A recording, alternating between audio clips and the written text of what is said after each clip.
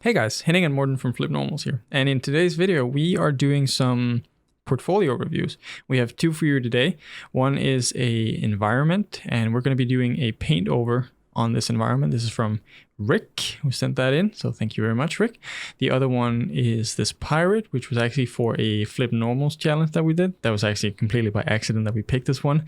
It's by Veric, so we're going to take a look at that afterwards, go over his face and just some of the common sort of sculpting mistakes and character mistakes that people make. But first off, we're going to take a look at this village environment by Rick in Photoshop. Before we get started, make sure to subscribe and hit the little notification button. So, right off the bat, there are some things that, we discussed these before we started this, right? So, a few things that sort of like stuck out to us in terms of composition and where the focus is supposed to be. So it's a little bit split, between this building and this building. And it has that classic, we're filming it at day, but we're trying to make it a night scene. And that's because we have these basically daylight clouds, like huge daylight clouds that have just been darkened down. At night, I assume this is like a night scene because we have, bonfires on the inside. But this kind of makes it feel weird because like you can tell that it's just darkened down clouds basically. So I'll just make a new layer here, and then there's some compositional stuff where we want to draw focus in on this building here.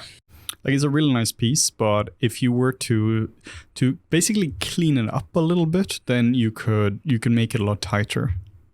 Yeah, so first off, I'd probably just go in. So obviously this isn't going to be like the paint over to kill all paint overs or anything. This is more just to give you an idea of how I would approach something like this. We've been talking about this in some of our other videos as well when it comes to composition, that one of the most important things about composition is you should direct the viewer to where you want them to see.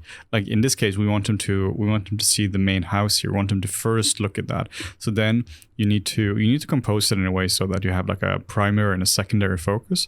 And right now it's a bit all over the place. You still are looking at the house, but let's just make it very clear. One of the reasons you really want to do this, why you want to have the focus read right away, is because in a shot, let's say it's for a movie or a game, like the shot will only last a few seconds. You don't have time to go into you don't have time for the viewer to look at all the different things. You need to direct their eye right away. Yeah, and just already doing this, it's important that you look at this in like a small thumbnail kind of thing. Like if we zoom out now and we disable this layer, already here you can see that it's a lot more focused. We're already drawn into the building a lot more. It also changes the mood of the whole picture. I guess makes it I would say it's a little scarier. It could be like now it feels like there's a storm brewing or something like that. The piece to me feels a bit like not a whole lot of Photoshop work has been done onto it on top. Maybe some clouds have been added to it, some wispy smoke has been added, but not that it's been treated as a proper part of the work. I'm not saying that you should paint over it like this for the final portfolio piece, but it's a really valuable tool to use Photoshop to go in and do proper paint overs. Yeah, and the nice thing is once we have some of these things here established, like in terms of colors and whatever else there is, we can just then start to color pick from our palette right here on the canvas, and we don't really have to worry about going out and sourcing colors from other places. One of the things I was noticing when I was checking out this piece here is that from looking at the 3D model, we're not looking so much at the 3D model here, we're looking more at a render, but on this portfolio page, it looks like the model is pretty messy. Like every single plank and board, they have the same texture. If you want something to read properly, you can't have texture everywhere. If everything has texture, then nothing has texture. Then it's just noise everywhere. So one of the things I would do, I would clean up a lot of the boards, kind of what Morten is doing now, simplifying it down a little bit, and just make sure you have areas of rest in the piece. You can also have areas of rest by having them be more complicated. You can have a lot of very clean areas, and then you can have a few areas which are really complex, and then you're just going to look based on where the contrast is. Yeah, so it's all about, like, for me right now, it's just trying to emphasize leading the eye into this entrance here and then darkening down everything else that we don't really need. It also looks like, from a texturing point of view, it looked almost like it was like a box map or a cylindrical map applied to the whole building, and just like a generic texture map applied to it. I highly recommend, if you're doing these pieces here, that you spend some extra time just really focusing on the texturing. Like, this is a lovely piece, and clearly a lot of time and effort has been spent on it. But if you just were to reuse a bit less, like some of the planks are identical, if you look at where Morten was just painting, just make them a bit more unique and just properly texture them up. That's going to make a huge difference. Yeah, it's like just some uniqueness to it. Another thing that we noticed was like the smoke element over here, right? It's like this smoke element is the only smoke element in the scene, especially when you compare it to the fog, which is just crisp. Like it just stands out to you because it's like it's so defined compared to the other elements which don't. Therefore, it starts to read a little. It reads a little bit strange. So you want to just again darken that down and not have as much focus on that. I'm just going to build in just some clouds here, just so we get some variation in our lights and our darks. It's also really hard to do these kind of pieces. Like, they're just genuinely tricky to do. There are so many different elements, and it's just tricky. Yeah, it's just a hard job. But I think it's a really nice piece. That's one of the reasons we chose this, because it is already a really nice piece, and then just with some more loving on top of it, just like adjusting the composition. Now, obviously, what we're doing here is not like you wouldn't pick what we're doing right now, like, which is like, you know, a 4-minute Photoshop job on top in real time.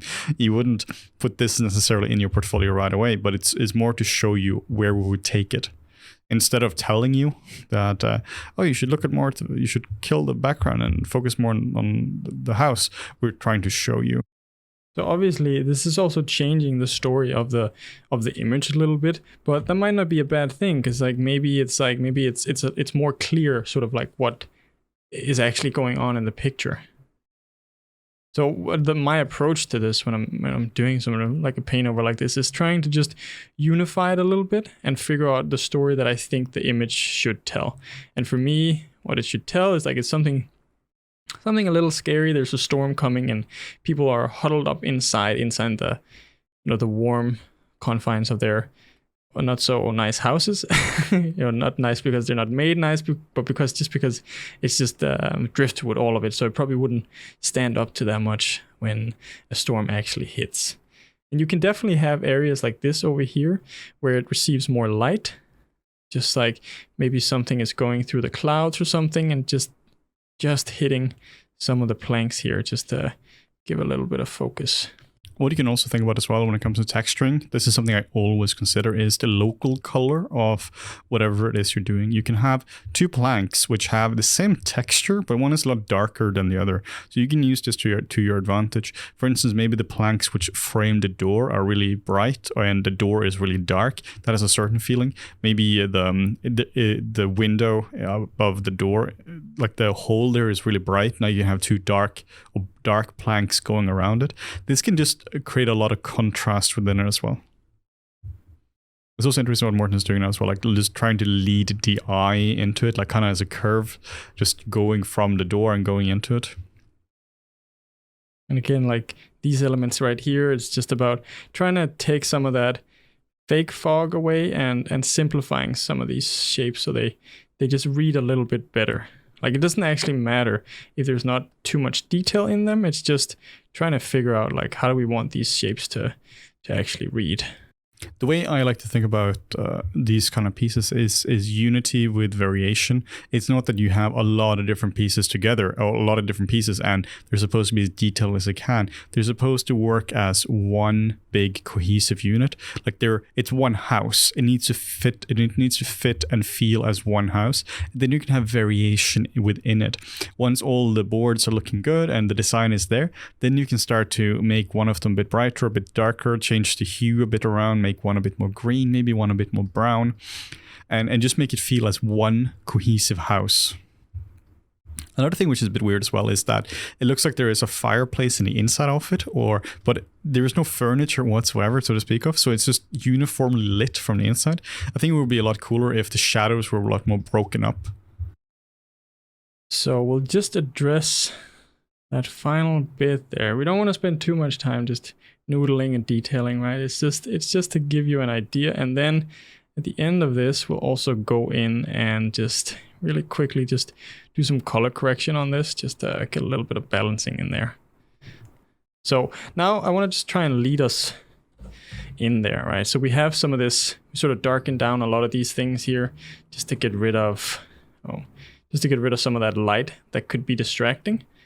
And then we'll just take some of this lighting information that we've been provided with, maybe just amp some of it up a little bit.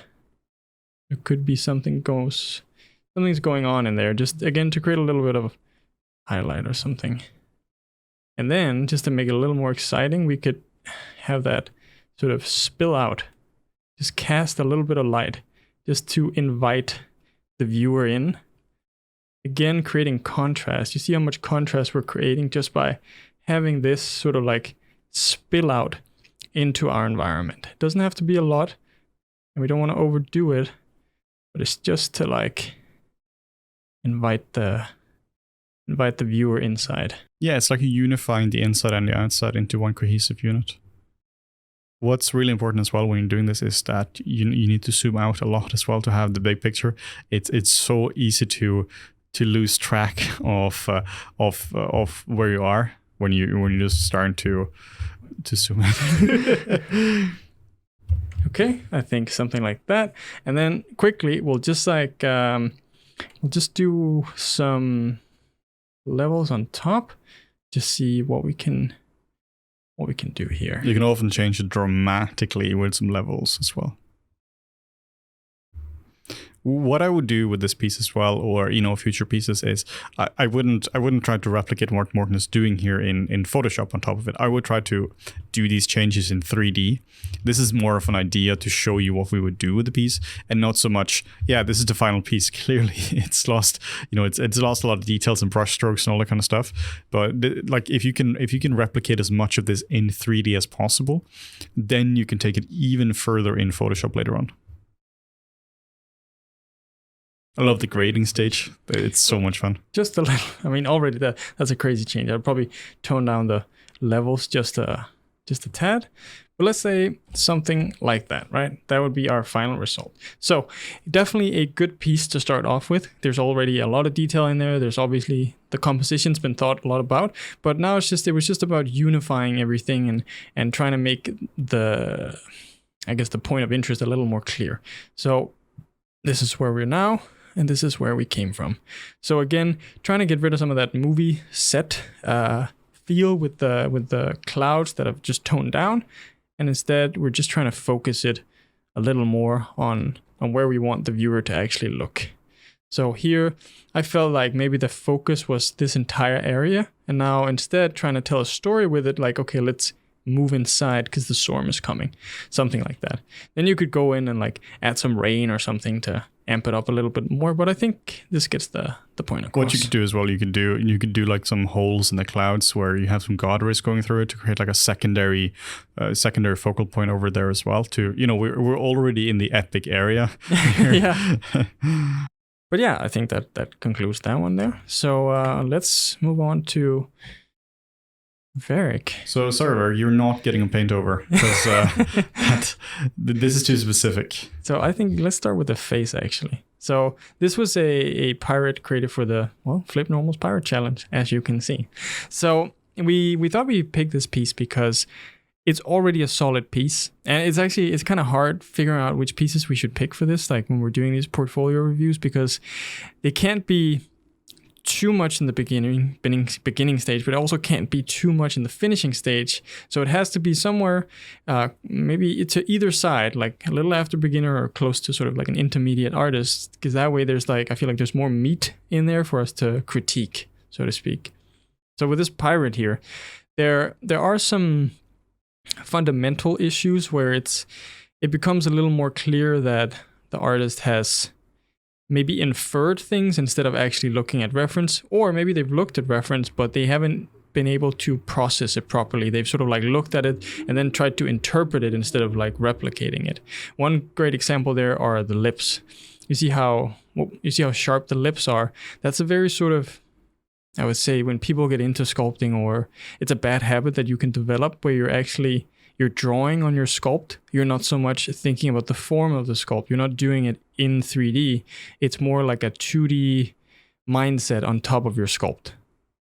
That's a really hard one to get out of as well, and it's also very hard to understand what we mean by that. But it's almost like if you have a clay sculpture, a real life clay sculpture, and you're like almost like drawing with a pencil on top of it to create like the sharp lines, instead of just taking a bunch of clay and just plastering on it and treating it as like a living, breathing form.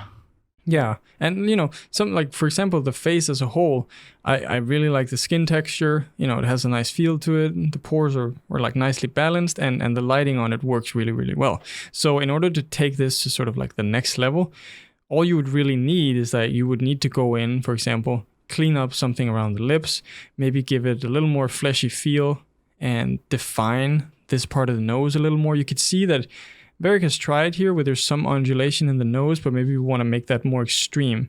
And if we do that, then I think that needs to propagate to the rest of the face. Because like the rest of the face, even though he's a pirate and he has like a scar and a scar there, his skin doesn't really read to me as if he's a pirate, as if he's been, on the seven seas for like the last 50 years. He's actually got quite impeccable skin for a pirate with a lot of sun damage and someone who's been out in salt water for most of his life. This is such an important point, which everyone forgets all the time, that your skin is not like a secondary thing you have. Like it's the first thing which is exposed to the elements, and it changes very much based on that. If you look at like Captain Barbossa from the Pirates of the Caribbean movies, like his skin is fantastic. It looks like this guy has been out on the seven seas for 50 to 100 years, and it looks like that. This guy here, he has the cleanest skin of any person. No, like let's say this guy is in his 40s. No person in his 40s has this clean skin ever. It's like he's a pirate who exfoliates. Yeah, a lot. That's what it is. But there's a lot of things here that work really well. You can see he's got clearly defined cheekbones. His jaw is there. His chin is there. So bony landmarks. Same with the forehead. The bony landmarks are there. So Varric definitely knows what he's doing. He's got a lot of his fundamentals are down. It's just when it comes to the sculpting feel of things that he needs to work on the fleshy feel of things, I would say. Then there's some detail work, like how the wrinkles sort of form in the forehead. Like it comes off as a little strange to me. Like the direction of it is very nitpicky as well. But also like the distance here until the first wrinkle, I would probably leave some more space so we have more fleshiness in the brow. Like if I sort of like draw around it, it would go something like this instead, just to give that more room to play with. Like the wrinkles, the way things are wrinkling in here looks like you've looked at a reference of an old person and noticed that there's wrinkling going on here between the eye and the nose, but it comes across as very sharp. It almost looks like scarring instead of actual wrinkles. It looks a bit like a young person taken through an old man filter, like one of the smart filters, where you're just adding wrinkles on top of it instead of like what age will do to it. Like it changes your bone structure. It changes the posture of the character. There's so much more to it than just your skin gets a bit more wrinkled. So definitely, I want to stress that there's a lot of good things in the sculpt and the fundamentals are there. There's just a little bit more when it comes to observation and how to translate that observation into the actual sculpt. The ear is also really thick. Yes, it's a very thick ear. Yeah, it looks like a cauliflower ear, just with the definition of it. I'm curious because we talked about this a little bit before the video here. I'm curious if it's an attempt to stylize it more, but I don't think it is, because I see the same thing happening with the hand here, where it looks a little swollen just because it's so big, right? So that's why I'm thinking maybe it's a stylization thing. But if it's a stylization, I don't think it translates that well because it's not apparent on the rest of the character. So that's an issue. For example, with anatomy wise, would be like just the size of the hands. how defined his forearms are, but also he has this Popeye thing going on with his forearm that makes it very, very thick, but a very thin wrist, right? So that can be hard to sort of unify. So I would, tone it down or make the wrist a little bigger just to balance it out a little bit more. Yeah, but the balancing is really important because you can see that the shoulder is crazy defined. Well, its pecs really aren't. He has pretty small pecs, but really defined shoulders and really defined forearms. You really this would usually be the same level of ripped throughout your entire person. So I would I would probably here soften out the deltoids a little bit, the muscles on the shoulder, and also soften off the forearms a little bit as well. It looks a bit like an anatomical study in this regard instead of like a figure study. Also, if you scroll down to where it's more post, if you look at actually where the cursor is right now, the volumes of the posing is a bit weird. It's like it's been rigged and post and then just left with the deformation errors which are there. This is something that I highly recommend you go in and just fix in the model. Obviously, there is limited how much you can actually do with this. If you're in real production, you would have to do a lot of corrective shapes. But for these kind of presentation renders, I really recommend going in and just balancing it out, like fixing deformation errors, making sure the forearm behaves correctly, which is tricky to do because the forearm is this own little world. Stupid muscle group right there. Stupidly tricky. But yeah, this part, for example, where you're bending the arm, that's a very classic sort of, I guess, a mistake that a lot of people tend to do is like you bend the arm and then you might go in and correct it a little bit, but I feel like this is missing the sort of intersection between the forearm and the upper arm where you would have the biceps and then the skin from the forearm sort of meets or like wrinkles up a little bit. So there's definitely things to be done there. But as overall, it's a solid sculpt where you understand the fundamentals pretty well. It's just about, I would say, doing more figure sculpts and doing more anatomy studies, but not necessarily sort of a crochet studies, but anatomy studies in the sense that from real people to see what it looks like with skin on and fat on, and exploring different kind of ages for people, like how does skin actually age as a person. He's like, from assuming his age, his body is incredibly, I would say, fresh and toned. It's very young compared to what I feel like the face should look like. Yeah, this goes into the posture as well. Like if you look at the hand, his left hand, which holds the axe, it doesn't feel like there's any weight in the axe whatsoever. If you ever held an axe, you know that it's heavy to hold an axe like that. Like you'll most likely hold the axe by its head, because otherwise it's gonna fall down. And if that falls down, now the axe is gonna fall on your foot, and there's no more foot. So it's just not a very natural way of doing it. The way I like to do this kind of stuff, I like to like pose with that, and then Morten takes photos of it, and it's weird. It's weird, but then you go into something which feels natural, and you would feel right away that holding something like that just isn't very natural. And you can use this all sorts of reference. Like then you can see right away that the hand will be too big, and that the pose just doesn't feel that natural. Yeah, for sure. So both Varric and Rick here, I think, have solid pieces. They have some good understanding of the fundamentals. It's just about tying it all in. Like here, it's about, directing the eye and toning a few things down and thinking about how would things actually look like. Instead of having toned down clouds, maybe it's painting your own clouds or finding clouds from an overcast day. And so it's all about observation and translating that observation into like your piece. And the same thing actually goes for Varric. Again, solid fundamentals. Pretty much all the building blocks are there. It's just about observing and then executing what you've just observed. And also, just since we are talking about the Pyre piece here, we do have continuous FlippedNormals art challenges going. So you can head over to challenges.flippednormals.com to check out our ongoing challenge as well.